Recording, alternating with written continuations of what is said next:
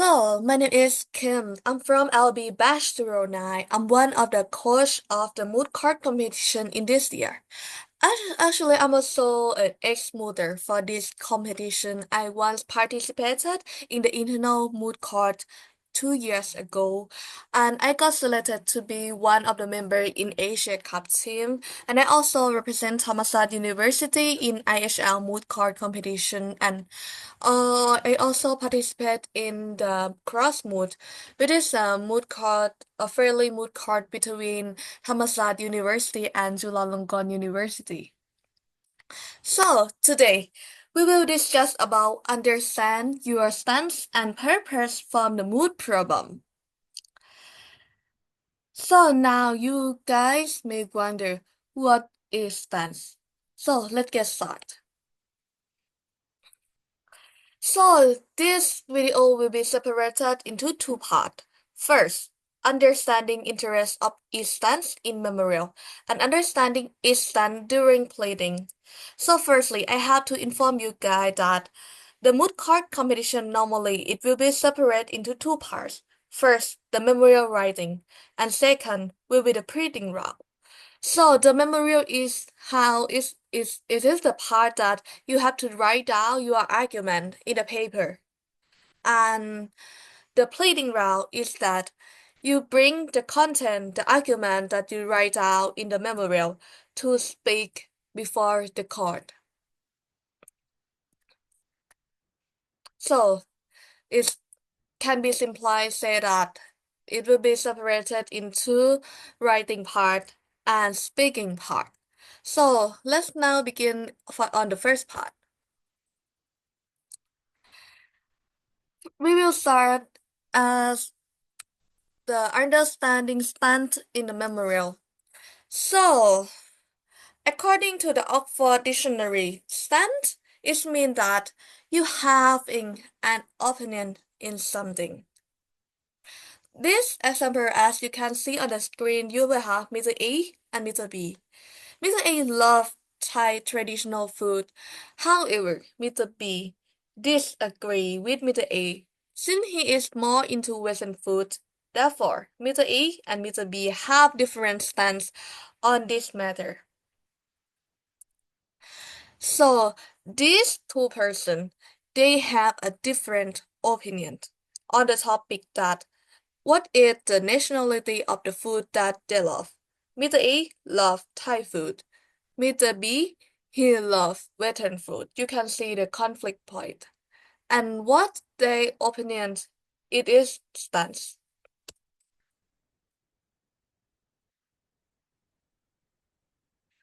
So, why are we talking about stance? It is important. Yes, indeed. Stances is really important in moot card competitions because when you go into the moot card competition, you will have to act in the both role, applicant and respondent. Or in other moot court competition like IHL, International Humanitarian Law Moot Court, you will have to act as a prosecutor and a defendant. And you cannot choose side, you have to be both. But we cannot represent two persons at the same time, right? So when you write down a memo for each side, or when you're pleading for each side, you have to stick with your stance. And the way that you express your stance is really important. And your stance can lead to the way that you construct an argument. An argument can lead to the further research. So the process will be that first, you identify your stance. Second, you go, what is your main argument according to your stance? And third, you go to the deeply research according to your argument. So let's go back to meter A and meter B that we just discussed. Let's change something. From what is the nationality of the food that meter A and meter B love? Change it to be what is the best food in your opinion? Now, Mr. A, he will definitely say that Thai food is the best. Mr. B would say, no, the Western food is the best. So, now we found that Mr. A is Thai food is the best. Mr. B is Western food is the best. So, you go to the second step that what is your main argument or the supporting reason for your stance. Mr. B will go that okay, Thai food they have a good taste and then go to the third step about the further research.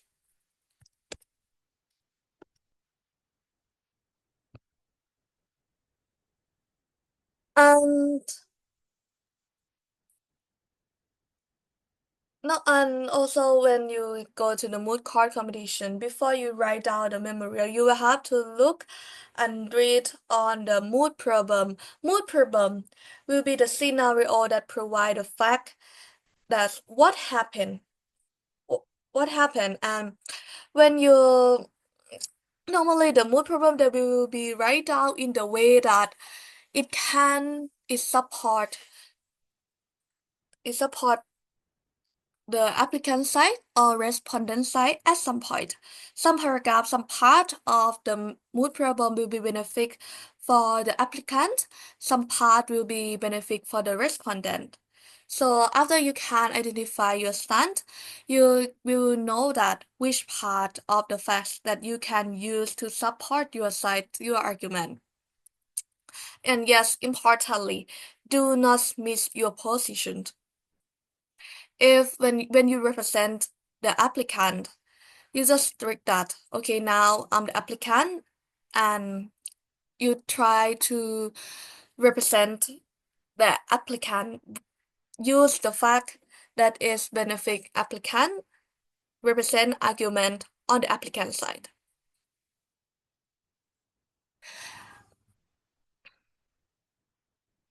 So actually the way that we do in the moot card competition is that we will have both sides, applicant and respondent. This is in the IHL competition, it would be prosecutor and a defendant. So applicant will be the one who bring the case to the court. Respondent is the one who respond to the applicant before the court.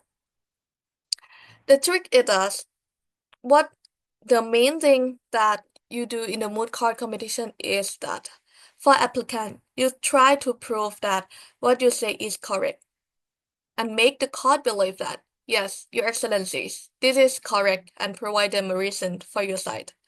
And for the respondent and the defendant, what you have to do is try to prove that what applicants say is totally wrong. I'm correct. That's all. You have to find a crash point between these two sides.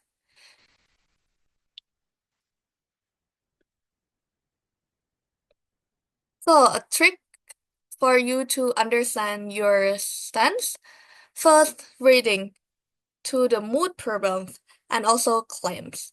This will be different for the Asia Cup or JSAF. It will be claims, and but for International Humanitarian Law Moot Court Competition or IHL, that will be count. So to be simplified, first step, go to read mood problem in detail. You must read every single word and every single paragraph because you must understand the circumstance and scenario first that what is happening now. And then you go to look at the claim. Normally the claim will be in the last part of the mood problem. What is claim? Claim is what the applicant and respondent they are they are from the court.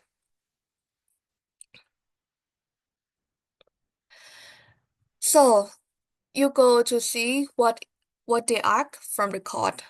You construct the argument and then you go to the deeper research. This is the step. And about the put yourself into shows is that you when you represent each side, either applicant or respondent, You just try to understand that what as you in the position of the applicant or the respondent, what they will think, and what is the possible argument for you. The hard, the hard, like the core thing is that you should believe in your side and should believe that you literally represent this side. When you are an applicant, you should be truly believe that, okay, I'm right, Your Excellencies, please believe me. And for the defendant side or the respondent, you must believe that, okay, this is not right, what applicants say or the prosecutor say is wrong, and I'm the right side, not them. So after you can identify your stance, whether you applicant or respondent, and then you go to construct the claim, and after you have the stand, like the process to identify what is your main argument, you have to conduct some research about legal research, and after you get the main argument, you have to go to find the supporting evidence or supporting court case, supporting authorities to in order to support your interpretation and your rationale regarding the legal rule that you cite. So, I would like to add a little bit more about the clashing point between applicant and respondent between two sides. So the way that the author they write down a moot problem is that they will have a lot of conflicting points between applicant and respondent. So when you construct an argument, there will be that you will have, suppose that we have three arguments for each side, applicant and respondent. But normally in the moot court competition for the memorial, there we have a limit. For example, a word limit or the pages limit. So it means that you cannot write down everything that you want or every argument you want in the memo. You have to be selective. So what is the criteria to be selective is that you go to find the argument, the which argument is the main clash point, the point that the other side would argue, or the side that you will have more benefit on that. So after you can find the clash point, you can focus more on that point and distribute more work to that point. So for your like to understanding your stand during the pleading law. After you finish the memorial submission, you will have to go to the pleading round. And for pleading round, you will go to bring your argument to in the memorial to speak before the court. For each round, you will be present like to be applicant or respondent, depend on each round. So, firstly, you when you prepare the script, you have to know first whether the route that you are about to go to pleading, you will represent which side, applicant or respondent. So you will know how to, what is the argument that you have to prepare. Secondly, you go to prepare your script. So, yes, we draw the argument, we bring the argument from memorial to the pleading, but it doesn't mean that you can just copy what you write down in the memorial to be your script and then bring that to pleading before the court. I would not recommend you to do so. So when you write down the script regarding your stance,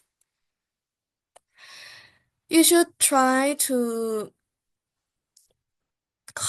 convert the content from the memorial that is in the writing form to be in a form that easier for the listener to understand. So when you pleading, the judges will argue a question. So first thing, they argue a question, you must listen their question carefully. Because sometimes the judges will argue a question that will with an intention to misleading your position or your stand. For example, now you represent applicant, but judges ask some question will will make you misleading and say something that will be benefit for the respondent side. So you should be careful on that. And second thing is try to take note on your stand when you pleading. Like when you if the judges ask you a long question, you can take a note on the question and separate them into into many part as you want. Maybe if there are a long question, you can separate it into two part and address the question one by one. For example, excellencies for the first question and for the second question. And last thing is try to make sure that you answer with the correct stand. So this is mis link from that the first situation that the judges may argue a misleading question that intentionally make you miss to make you go to the wrong stand. And second thing, it would be the scenario that the judges they didn't intend to do so, but you hear the question or answer the question incorrectly and go to the wrong stance by yourselves. So please be careful and strict with your stand. When you answer, just try to make sure that the answer that you give to justice is correct. It is in the way that support your position. Don't say anything that will support another side. If you represent applicant, say answer in the way that support applicant. Don't say any argument of the dependent side. So this is the real example from the mood problem that I will show you. There will be this one is for the applicant side, and this one is for the respondent side. You can take a roughly like 1 or 2 minutes to identify what is the position on these two sides.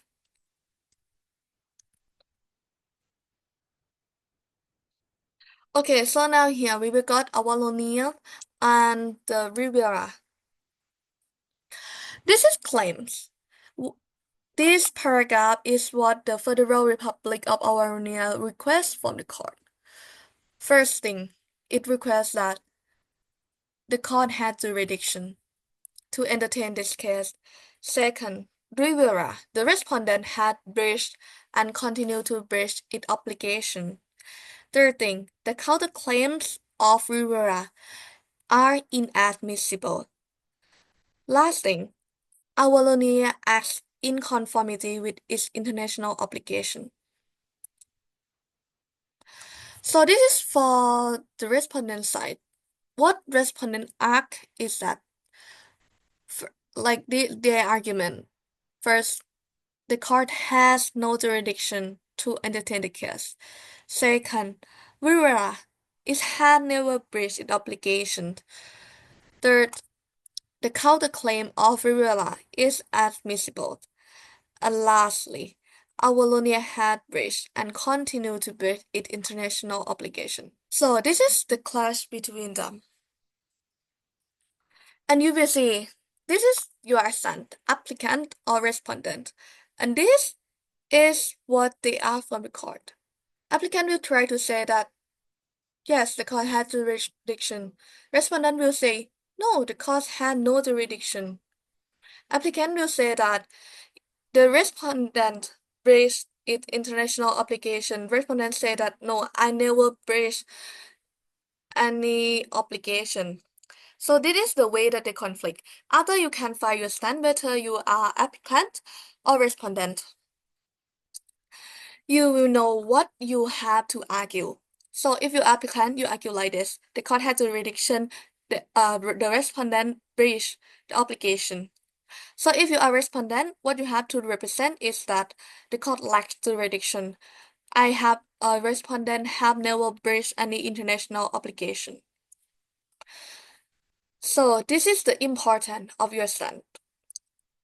In conclusion, stand is the position that you will present in during the moot court competition. Normally, it will be applicant or the respondent.